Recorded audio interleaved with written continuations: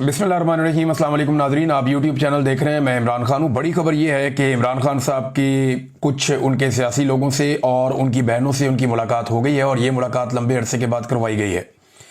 ये अचानक से ये डेवलपमेंट हुई है। बहुत बड़ी तादाद में कारकुन पहुंचे थे। अडियाला जेल के बाहर नारेबाजी हो रही थी और कारकुन तो हिम्मत हारते नहीं हैं। वो हर मरतबा जब मुलाकात का दिन होता है वो पहुँच जाते हैं अडियाला जेल के बाहर और सख्तियों के बावजूद, गिरफ्तारियों के बावजूद वो वहाँ जाते हैं।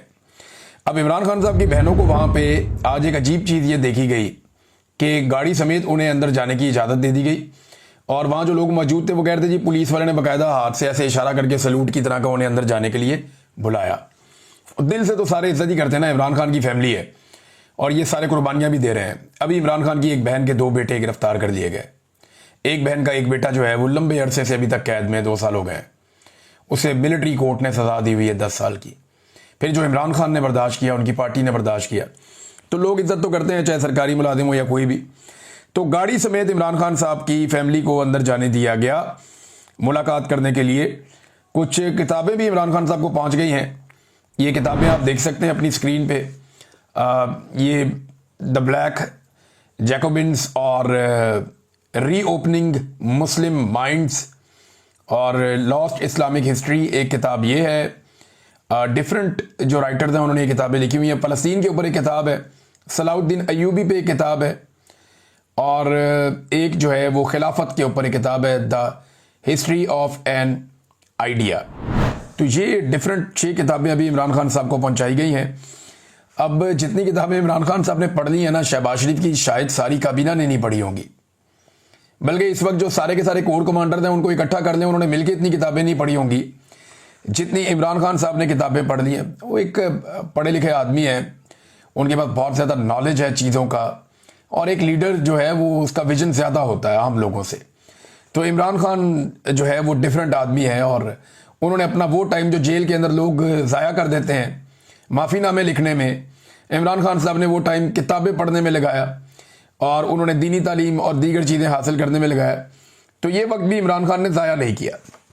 बहरहाल कुछ लोग तावीलें दे रहे हैं कि जनाब ये कोई हवा बदल रही है, कोई मौसम बदल रहा है, तो ऐसा मुझे नहीं लगता। उसकी वजह यह है कि कल ही पाकिस्तान तहरीक इंसाफ के लोगों को सजाएं हुई हैं, अभी 1-2 दिन में और सजाएं हो जाएंगी। इमरान खान के बेटों को वीज़े अभी तक नहीं मिल रहे। अलीमा खान के बेटे जो हैं वो गिरफ्तार हो गए हैं हाल ही में। लगातार सजाएं हो रही हैं, नाअहलियाँ हो रही हैं, छापे मारे जा रहे हैं। हालांकि असद कैसर और तर्जुमान जो है इमरान खान साहब के नियाजुल्लाह नियाजी, इन जैसे जो लोग हैं उनके घरों पर भी छापे मारे जा रहे हैं। ज़िमनी इलेक्शन में प्री पोल रिगिंग इस वक्त जारी है और खैबर पख्तूनख्वा में ऑपरेशन भी हो रहा है, ड्रोन हमले भी हो रहे हैं, सारी चीज़ें हो रही हैं। तो कोई भी अगर कुछ नई तावील निकालेगा कि जनाब सिस्टम को इमरान खान को गुंजाइश दे रहा, तो ऐसा नहीं है। लगता है कि एस्टेब्लिशमेंट हुकूमत से अपना कोई बहुत ज़रूरी काम निकलवाना चाहती है या कोई बैरूनी और अंदरूनी दबाव आया हुआ है। अगर तो एस्टेब्लिशमेंट हुकूमत से कोई काम निकलवाना चाहती है तो वो आगे चल के बताता हूँ कि काम इन्हें क्या पड़ा हुआ है हुकूमत से, वो आपको मैं बताता हूँ। लेकिन पहले ज़रा सुन लें कि इमरान खान साहब ने क्या कहा जेल के अंदर से। सलमान अकरम राजा साहब जो मिले तो उन्होंने कहा जी इमरान खान साहब से आज 3 माह के बाद एक मुलाकात हुई है। उन्होंने कहा माशाल्लाह वो हशाश बशाश हैं, उनका एक फौलादी आज़म है इमरान खान साहब का। ताहम बुशरा बीबी को पहुंचाई गई तकलीफ के हवाले से इमरान खान साहब इंतहाई इस्तराब में थे, मुस्तरब थे, परेशान थे। बुशरा बीबी ने बताया कि उनकी कोठरी में बारिश का पानी रसने की वजह से उन्हें करंट लगा है और यानी हबस जो है वो बहुत शदीद है। और साथ ही उन्होंने ये बताया सलमान अकरम राजा साहब ने कि मैंने अपना इस्तीफ़ा इमरान खान साहब को पेश किया तो इमरान खान साहब ने मेरा इस्तीफ़ा मंजूर नहीं किया। साथ ही एक चीज़ और है कि महमूद खान अचकज़ई साहब ही अपोजिशन लीडर होंगे, इमरान खान साहब ने यह भी तय कर लिया। अब ज़िमनी इलेक्शन के हवाले से इमरान खान साहब की फैमिली ने कुछ चीज़ें बताई। अब इमरान खान की फैमिली ने जो कुछ बताया अभी तफसीलात सारी की सारी इमरान खान साहब के ट्विटर से एक तफसीली पोस्ट आएगी, उसमें आपको मिल जाएंगी। वो मैं नेक्स्ट व्लॉग में आपको बताऊंगा कि इमरान खान ने क्या क्या कहा। लेकिन जो उनकी फैमिली ने बातें बताई वो टुकड़ों में मौजूद है। मैं आपको बता देता हूं कि उनकी फैमिली ने क्या कहा। अलीमा खानम साहिबा ने बताया कि तो देखें उनके चेहरे पे खुशी थी, वो लंबे अरसे के बाद अपने भाई को मिली हैं।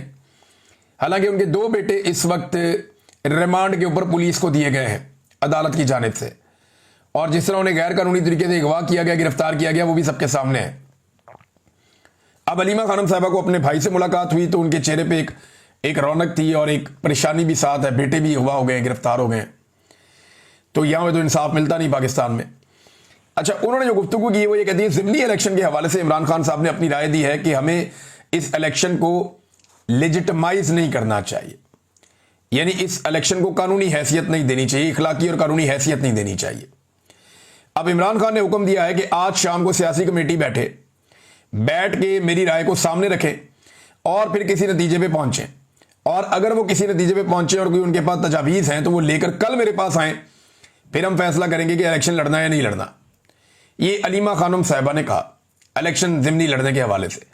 वो ये कहते हैं कि इमरान खान साहब की दूसरी बहन भी बता रही थी कि भी एक इलेक्शन पहले हो गया, पाकिस्तान तहरीक इंसाफ कामयाब हो गई, अब जिस तरह नाअहल किया जा रहा है हम तो इस पूरे सिस्टम को अप्रूवल दे देंगे अपनी, हम इस पूरे सिस्टम के सामने सर झुका लेंगे। अगर हम ये मान लेंगे ठीक है इलेक्शन दोबारा करवा रहे हैं, हम दोबारा बंदा खड़ा कर देंगे, तो ये तो इस हुकूमत को इनकी बात को जवाब देने के मुतरादिफ है। लिहाजा ये इलेक्शन नहीं लड़ना चाहिए। इमरान खान साहब की ये राय है। पार्टी के लोग कहते हैं जी कोई भी पॉलिटिकल एक्टिविटी आए उसके अंदर हिस्सा इसलिए लेना चाहिए कि जो अवाम है वो पाकिस्तान तहरीक इंसाफ के साथ जुड़ी रहती है और वो अपने मौक़िफ़ के साथ उन्हें बार बार मौका मिलता है बाहर निकल के अपनी एक्टिविटी करने का, तो ये एक पॉलिटिकल एक्टिविटी के तौर पे इसे ले लें। लेकिन मैं ये जानता हूं और इमरान खान भी शायद जानते हैं कि ये सारी सीटें PMLN जीत जाएगी। वजह यह है कि मिलिट्री एस्टेब्लिशमेंट और इलेक्शन कमीशन उन्हें सपोर्ट करेगा, वोटों की गिनती जो है उन्होंने ही करनी है। अगर एक के मुकाबले में 100 वोट भी बढ़ेंगे ना पाकिस्तान तहरीक इंसाफ को, फिर भी पाकिस्तान तहरीक इंसाफ हार जाएगी। ये पढ़ी लिखी बात है। और कल ये बात ख्वाजा आसिफ ने भी की है कि भाई सियासत करनी है तो माफ़ी मांगो, नहीं तो सियासत कोई नहीं है। इससे पहले यही बात जो अंसार अब्बासी साहब ने की है, यही बात जो है वो फवाद चौधरी साहब भी कहते हैं रास्ता निकालो, यही बात जो है वो शेर अफजल मरवत साहब भी कहते हैं, यही बात जो है सुहेल वड़ाइच साहब भी कहते हैं। तो ये सारे लोग यही बात करते हैं। अच्छा, उन्होंने कहा जी कि सजेशन है तो मेरे पास वापस आए फिर मैं फैसला करूंगा। इमरान खान साहब ने यह कहा ज़िमनी इलेक्शन के हवाले से। इमरान खान की बहनों ने कहा जी हम खुद हैरान थे कि उन्होंने हमें मुलाकात के लिए बुला लिया है। जिन्होंने कई महीनों से हमारा साथ दिया उन सबका हम बहुत शुक्रिया अदा करते हैं, लेकिन हमें खुद हैरत हुई कि हमें मुलाकात पे कैसे बुलाया गया है। इसके बाद उन्होंने कहा जी इमरान खान ने मेरे बेटों के बारे में पूछा, यानी इमरान खान को या तो आज सुबह बताया गया होगा या उन्हें इस बात का आइडिया था कि अलीमा खानम के बेटे पकड़े गए हैं तो उन्हें भी जेल में डाल दिया गया है। अगर अदलिया लोगों को इंसाफ देती तो ये जुल्म कभी ना होता। सारी जो जिम्मेदारी है वो अदलिया के साथ है, इमरान खान साहब का ही कहना था। और साथ ही इमरान खान साहब ने एक बहुत बड़ा हुक्म जारी किया, यानी इसको मैं कहूँ कि सबसे बड़ी खबर है तो ये गलत नहीं होगा। इमरान खान साहब ने कहा कि पाकिस्तान तहरीक इंसाफ कौमी असम्बली की तमाम कमेटियों से फौरी तौर पे मुस्ताफ़ी होकर कमेटियों से बाहर निकल जाए। ये एक बड़ा फैसला है, पाकिस्तान तहरीक इंसाफ के लिए एक सख्त फैसला है। और इमरान खान साहब ने जेल से बैठकर इस बात का अंदाज़ा लगाया कि कमेटियों में रहने का कोई फ़ायदा नहीं। तहरीक इंसाफ के तमाम लोग देखिए कमेटियों में जाकर इनको बहुत सारे फ़ायदे होते हैं। ये जो पार्लिमानी सिस्टम को समझते हैं ना लोग, उन्हें पता है इन कमेटियों में बड़े अहम फैसले होते हैं और उन फैसलों में लंबे चौड़े खांचे भी चलते हैं।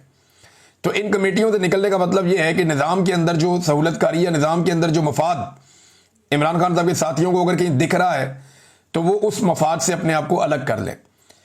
फिर इमरान खान साहब ने ऑपरेशन की भी मुखालफत की है और यानी ऑपरेशन के बारे में इमरान खान साहब ने कहा वज़ीरिस्तान में जो ऑपरेशन हो रहा है ये ज़्यादती है, ये नहीं होना चाहिए और इससे दहशतगर्दी बढ़ती है, मासूम लोगों का कत्ल हो रहा है। और साथ ही इमरान खान साहब ने कहा कि जैसे अफगानों को पाकिस्तान से निकाला गया है मैं इस पर बहुत शर्मिंदा हूँ जिस तरीके से उन्हें निकाला गया। फिर इमरान खान साहब ने कहा कि जो कुछ मोहसिन नकवी क्रिकेट के साथ कर रहा है वही आसिम मुनीर पाकिस्तान के साथ कर रहा है, ये भी अलीमा खान साहब ने बताया। अब देखिए क्रिकेट तो पूरी तरह तबाह हो गई, पाकिस्तान आखिरी नंबर पे चला गया, पाकिस्तान की मईशत भी पूरी तरह तबाह हो गई, पाकिस्तान में अमन व अमान भी तबाह हो गया, पाकिस्तान में जो है वो इक़्तिदार जो सियासी थी वो भी तबाह हो गई, पाकिस्तान में जमहूरियत और इंसानी हकूक भी तबाह हो गए, बेशुमार चीज़ें। तो इतना डिटेल में तो नहीं, लेकिन इमरान खान साहब ने कहा कि सादा उन्होंने ये किया कि जो कुछ मोहसिन नकवी पाकिस्तान की क्रिकेट के साथ कर रहा है वही आसिम मुनीर पाकिस्तान के साथ कर रहा है। ये भी अलीमा खान साहब ने पैगाम दिया। और जजेस के हवाले से इमरान खान साहब ने कहा कि अगर जजेस का ज़मीर होता तो पाकिस्तान में जुल्म ना होता, अगर इन्हें पता होता कि अल्लाह को जवाब देना है तो ये फस्तायत ना होती। इमरान खान साहब की सेहत के बारे में उनकी बहनों ने कहा जी उनकी सेहत ठीक है, बस एक आंख में उनके कोई मसला नज़र आ रहा था कि वो सुर्ख हो रही थी, तो चेकअप के लिए अदालत में हम दरख्वास्त दायर करेंगे कि इमरान खान साहब का चेकअप किया जाए। ये है नाजरीन बात। और इसमें एक और खबर भी है साथ में। शाहिद खट्टक साहब मौजूद थे तो उन्होंने सहाफियों ने उनसे पूछा शाहिद खट्टक साहब से, वैसे उनकी भी मुलाकात होनी चाहिए इमरान खान साहब से, बड़े लंबे अरसे से वो कोशिश कर रहे हैं कि उनकी इमरान खान साहब से मुलाकात हो, करवाई नहीं जा रही। शाहिद खट्टक साहब ने बताया क्योंकि उन्होंने स्टेटमेंट दिया हुआ था शेर अफजल मरवत के खिलाफ, तो सहाफियों ने उनसे फिर सवाल कर दिया। उन्होंने कहा जी मुझे तो उसने ऑडियो मैसेज किया है शेर अफजल मरवत ने, वार्निंग वाला कि मैं आपसे लड़ना नहीं चाहता। तो उसने कहा जी मैं भी शेर अफजल से लड़ना नहीं चाहता, मगर इमरान खान और उसकी फैमिली के खिलाफ बोलने वालों को मुंह तोड़ जवाब जरूर मिलेगा। अगर वो इमरान खान का पैगाम लाए तो ये इनसे बर्दाश्त क्यों नहीं होता। वो अंदर जाती हैं, सिर्फ इमरान खान का पैगाम लाती हैं, उनका सियासत से कोई ताल्लुक नहीं है, तो ये बर्दाश्त क्यों नहीं कर सकते इस बात को। तो जो भी इमरान खान की फैमिली के ऊपर हमला करेगा उसे मुंह तोड़ जवाब मिलेगा, ये शाहिद खट्टक ने कहा। और ये पैगाम एक्चुअली जो है वो शेर अफजल मरवत के बारे में है, और उन्होंने ये बताया भी कि शेर अफजल मरवत ने उनसे रब्ता किया था। अब आ जाए नाजरीन वो मामला जिसपे एस्टेब्लिशमेंट को हुकूमत से एक काम पड़ गया, और वो जो एस्टेब्लिशमेंट को हुकूमत से काम पड़ गया है वो काम क्या है, जरा पहले आप ये देखें जो खबरें छपवाई गई हैं या जो खबरें चलवाई गई हैं। इसमें दुनिया न्यूज़ के ऊपर यह खबर चलवाई गई और पेपर के अंदर भी यह खबर छपवाई गई। कहा तो गया कि ये हुकूमती ज़राए से हैं, लेकिन अब ये जो हुकूमती ज़राए हैं वो आप सब अच्छी तरह जानते हैं कि ये कौन से हुकूमती ज़राए हैं जो इस तरह की खबरें देते हैं। रोज़नामा दुनिया ने भी ये खबर दी है, फिर ये चलाई भी गई है दुनिया पे। अब वो ये कहते हैं हुकूमती ज़राए के हवाले से उन्होंने वज़ाहती एक रिपोर्ट जारी की है कि एक अहम नुक्ता है कि ये जो अपॉइंटमेंट हुई है आर्मी चीफ की आज से 2.5 साल पौने 3 साल पहले, अब ये जो कानून साजी की गई कि जो सर्विसेज चीफ्स हैं, जिनके अंदर एयरफोर्स का चीफ, जिसके अंदर बहरिया का चीफ, जिसके अंदर आर्मी चीफ, इनकी मुद्दत मुलाजमत को 2024 में बढ़ा के कर दिया गया था। कितना? 3 से 5 साल, 2 साल मजीद बढ़ा दिया गया था कि अब ये 5 साल तक नौकरी करेंगे। लेकिन क्योंकि ये कानून 2024 में आया और 2025 में आर्मी चीफ रिटायर हो रहे थे, तो क्या इसका इतलाक पिछले आर्मी चीफ पे होगा या नए पे होगा। अब कानूनी नुकता एक ये है कि इसके लिए एक नया नोटिफिकेशन चाहिए। वो जो नया नोटिफिकेशन चाहिए उसके बगैर ये हो नहीं सकता। अब मे बी ये दबाव नए नोटिफिकेशन के लिए हो, लेकिन सेम टाइम में ये खबरें भी चलवाई जा रही हैं कि जनाब किसी नोटिफिकेशन की जरूरत नहीं है। ये खबरें हुकूमत को भी नहीं चला रही मेरे ख्याल में। ये खबरें मिलिट्री एस्टेब्लिशमेंट की मर्जी के बगैर चलती भी नहीं है। ये लोग बड़े हसास होते हैं। मैंने एक दफा सीनियरिटी लिस्ट दे दी थी कि कौन कौन सा जर्नैल आने वाला चीफ हो सकता है, तो मुझे ISPR से फोन आ गया था कि नहीं नहीं आपकी लिस्ट ठीक नहीं है, आप ये चीज ठीक करें, अब बल्कि आप इसको डिलीट कर दें। मैं कहा जी मैं नहीं करता। तो ये मुझे अच्छी तरह याद है। तो ये बड़े हसास होते हैं इन मामलात में, ये खबर चलने भी नहीं देते इस तरह की। और ये खबर GHQ की मर्जी के बगैर सवाल ही पैदा नहीं होता कि ये खबर दुनिया ने लगाई हो। तो अब वो ये बता रहे कि नोटिफिकेशन जो हुकूमत ने जो कानून साजी कर दी है उसके बाद किसी नोटिफिकेशन की जरूरत नहीं है। अब यही जो मौजूदा लोग हैं या आर्मी चीफ हैं खास तौर पे, ये इनकी मुद्दत मुलाजमत 2027 तक चली गई हुई है, उनका ये कहना है, ये उनका दावा है। अब ये दावा कितना दुरुस्त है ये तो आने वाले दिनों में पता लगेगा। सारे अपने अपने दावे कर रहे हैं। बहरहाल ये खबर तो चलवा दी गई पाकिस्तान के मीडिया पे, और आने वाले दिनों में शायद ये और ज्यादा भी चलेगी। 18वीं तरमीम पे पूरा टारगेट किया जा रहा है पाकिस्तान की मिलिट्री एस्टेब्लिशमेंट की जानिब से, और इस पे मुबाहिसे करवाए जा रहे हैं, और ज्यादातर इसमें इस्तेमाल किया जा रहा है दुनिया मीडिया ग्रुप को। दुनिया मीडिया ग्रुप जो है वो चाहे नए सूबों का बनाना हो, क्योंकि मुस्तफा कमाल साहब ने यह भी कंफर्म किया कि नए सूबों की बात सबसे पहले जो है वो अभी इस हालिया जो बहस छिड़ी है उसमें ये आर्मी चीफ ने ताजरों के सामने की थी, कराची में जब वो मिले थे वहां पे कहीं पे। तो ताजरों के सामने जब उन्होंने ये गुफ्तगू की थी, ये उसमें उन्होंने क्लेम किया मुस्तफा कमाल साहब ने कि आर्मी चीफ की जो ताजरों से बातचीत हुई उसमें कहीं उन्होंने ये बात की थी आर्मी चीफ ने कि छोटे सूबे और नए सूबे बनाए जाएं। ये आर्मी चीफ का आइडिया है दोबारा से जब ये बात हुई है बिजनेस कम्युनिटी के साथ। अब उसके बाद इसको अडॉप्ट कर लिया दुनिया मीडिया ग्रुप ने। तो आजकल बहुत ज्यादा क्लोज एक रिलेशन है दुनिया मीडिया ग्रुप का मिलिट्री एस्टेब्लिशमेंट के साथ। तो वो वहां से बहुत सारी चीजें इनिशिएट होती हैं, वो हम होती हुई देखते भी हैं। बहरहाल अब ये आने वाले दिनों में और ज्यादा मामला फैलेगा। देखिए सीधी सीधी वजह है, सबको अपनी नौकरी लंबी करनी है बस। शहबाज शरीफ को किसी तरह अपनी नौकरी की मुद्दत बढ़ा के किसी तरह 5 साल पूरे करने इस जाली मैंडेट के साथ। आर्मी चीफ को 3 नहीं 5 साल चाहिए, हो सकता है उसके बाद उन्होंने 5 साल और भी ख्वाब देखा हो। हर आर्मी चीफ को अपनी मुद्दत मुलाजमत में तोसी चाहिए होती है। हर बंदा कुर्सी के बाद जाना ही नहीं चाहता, कुर्सी छोड़ना ही नहीं चाहता। बहुत सारे रिटायर फौजी जो हैं उन्हें मुख्तलिफ ओहदों के ऊपर बैठा दिया गया है, एक के बाद एक को नवाजा जा रहा है। तो ये सिलसिला जारी है। रिटायर होने तक ये लोग काबू नहीं आते। रिटायर हो जाए कोई तो उसके बाद उसके कुछ काबू नहीं रहता और उसकी हालत क्या हो जाती है ये आप सब अच्छी तरह जानते हैं। बाजवा को देख लें, फैज़ को देख लें, नदीम अंजुम को देख लें, ये ऐसे ही होता है। परवेज मुशर्रफ जो है वो 2 कमरों के फ्लैट के अंदर फौत हो गए दुबई में, तो कुछ नहीं बचता बाद में। नाज़रीन, शाहिद खाकान अब्बासी साहब ने एक इंकशाफ किया। ख्वाजा आसिफ साहब बोले तो फिर शाहिद खाकान अब्बासी साहब भी बोले। अब्बासी साहब ने बड़ी इंटरेस्टिंग बात बताई है और ये बड़ी मज़ेदार इंफॉर्मेशन है, मैं आपके साथ शेयर करता हूं। अब्बासी साहब ये कहते हैं कि नवंबर 2018 में हम 3 लोग, मैं यानी शाहिद खाकान अब्बासी, मिफ्ता इस्माइल और ख्वाजा आसिफ, जनरल बाजवा से मिलने के लिए गए थे। उस वक्त के डीजीसी जनरल फैज़ ने हमें वहां पे रिसीव किया था, पिक किया था। मैंने ख्वाजा आसिफ को कहा कि फैज़ आए तो बताना कि कौन सा वाला है, क्योंकि मैं उन्हें नहीं जानता था, जबकि ख्वाजा आसिफ उन्हें जानते थे। ये मुलाकात 3-4 घंटे जारी रही और ये मुलाकात सिर्फ इकॉनमी के हवाले से थी। अब मामला यह है कि इमरान खान साहब की हुकूमत बनती है, जुलाई अगस्त में वो आ जाते हैं और आप देखें कि अगस्त में इमरान खान साहब हुकूमत संभाल रहे हैं, अगस्त सितंबर में जाके वो हुकूमत में सेट हो रहे हैं और नवंबर के अंदर उस वक्त का आर्मी चीफ और डीजीसी मुलाकात किससे कर रहा है? जो हुकूमत से निकले हैं पिछले लोग। भाई मईशत में जनरल बाजवा का काम क्या था? अभी जनरल बाजवा अगर इतना बड़ा मईशतदान था तो ला के उसको अब बैठाओ ना, रिटायरमेंट के बाद वजारत खजाना उसको दे दो।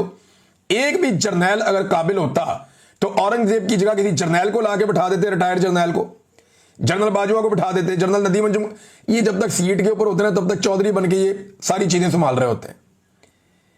इनकी बिल्कुल इनको समझ नहीं है इकोनॉमी की। अगर इकोनॉमी की समझ होती तो जनरल बाजवा बुला किसको रहे हैं? उस वक्त हुकूमत इमरान खान की है, हुकूमत बने हुए 2 महीने हुए हैं और बुला रहे हैं शाहिद खाकान अब्बासी को, ख्वाजा आसिफ को और जनाब मिफ्ता इस्माइल साहब को। और उसके बाद जनरल बाजवा जब हमें मिले सहाफियों को तो उन्होंने इसहाक डार को गालियां दी। उन्होंने कहा कि पाकिस्तान की मईशत को तबाह और बर्बाद करने वाला आदमी इसहाक डार ने, जिसने मईशत में इतने बड़े बड़े गड्ढे खोदे हैं कि जो अब फिल नहीं हो सकते। बेड़ा गर्क कर दिया पाकिस्तान की मईशत का इसहाक डार ने, यह जनरल बाजवा ने कहा था। बाद में उसी इसहाक डार के जूते पॉलिश करके जनरल बाजवा उसको ले आया इक्तदार में और वही इसहाक डार जूते पॉलिश करके जनरल बाजवा के साथ मिल गया। अब ये मुलाकात के बारे में ख्वाजा आसिफ आपको नहीं बताते कि जब इमरान खान की हुकूमत शुरू ही हुई थी तो हम जाके फौज के दरवाजे पे पहुंच गए थे और जाके हमने उनके साथ साजबाज या बातचीत शुरू कर दी थी। और फिर 2019 में हमने जनरल बाजवा को एक्सटेंशन दिलवाई और नवाज शरीफ साहब को डील दिलवा के पाकिस्तान से बाहर निकलवाया।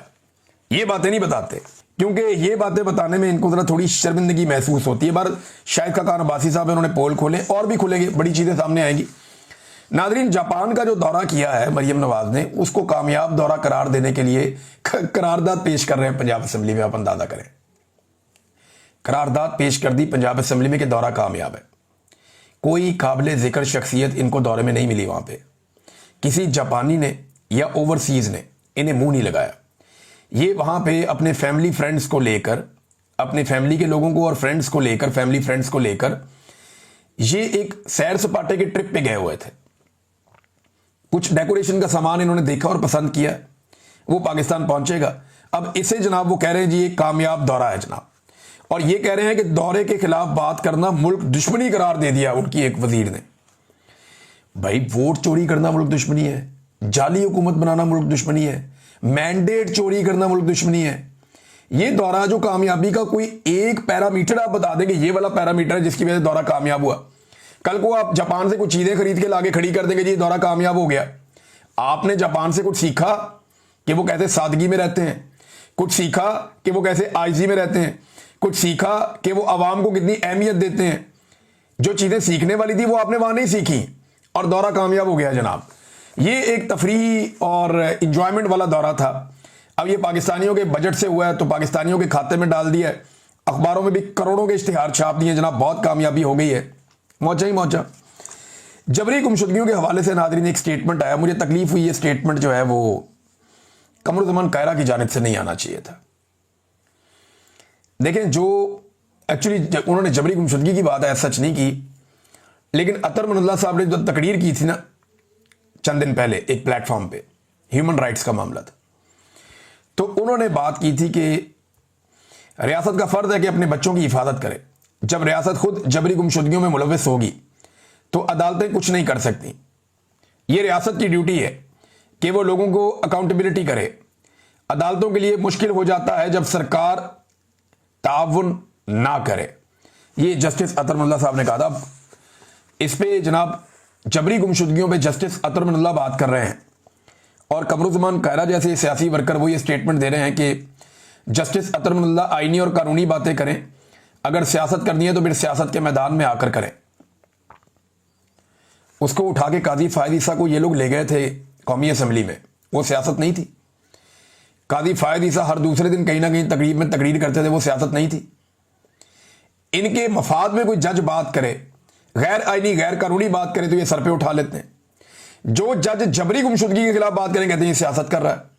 भाई जबरी गुमशुदगी एक अदालती और आईनी मामला है, इंसानी हुकूक का मामला है। अगर अदालतें नहीं देखेगी तो कौन देखेगा? कमरुज़्ज़मान कायरा साहब, आपको या आपकी फैमिली में किसी को जबरी तौर पे लापता कर दिया जाए ना तो फिर आपको ये बातें याद आएंगी अतर अमानुल्लाह साहब की। देखें, ये बात कायरा साहब आपको समझनी पड़ेगी। जबरी तौर पे लापता या हम होंगे या आप होंगे या आम पाकिस्तानी होंगे। जो लोग करते हैं वो जबरी तौर पे लापता नहीं होंगे। लिहाजा ये अदालतें जब भी बचाएंगी या हमें बचाएंगी या आपको बचाएंगी या आम पाकिस्तानियों को बचाएंगी। जब भी कोई जज इंसानी हकूक की बात करेगा उसका फायदा या हमें होगा या आपको होगा या आम पाकिस्तानियों को होगा। नुकसान हमेशा मिलिट्री एस्टेब्लिशमेंट का होगा। और आज आप मिलिट्री एस्टेब्लिशमेंट की ढाल बने हुए हैं, कल को जब ये हथियार आप पे चलेगा ना तो फिर आप बुलबुला उठेंगे और हम ये स्टेटमेंट निकाल के उस वक्त आपको दिखाएंगे तो कितनी शर्मिंदगी होगी। तो ये अफसोसनाक चीज है, ये नहीं करनी चाहिए। भारत से भी नाज़रीन कुछ खबरें आ रही हैं, मैं अगले वीलॉग में शेयर करता हूं आपके साथ। अब तक के लिए इतना ही, अपना ख्याल रखिएगा, अपने इस चैनल का भी। अल्लाह हाफ़िज़।